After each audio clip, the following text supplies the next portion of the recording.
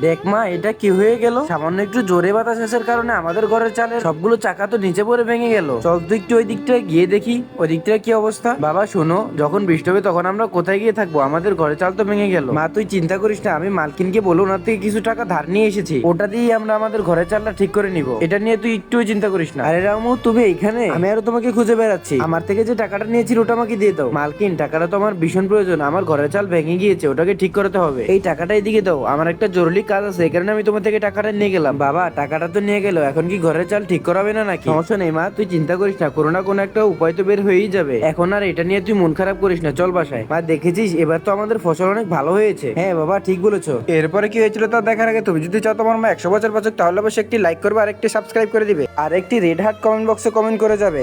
দেখেছিস, উপরওয়ালা তো আমরা নতুন একটা ঘর বানিয়ে ফেলেছি, এখন থেকে আমরা এটাতে অনেক আরাম করে থাকতে পারবো।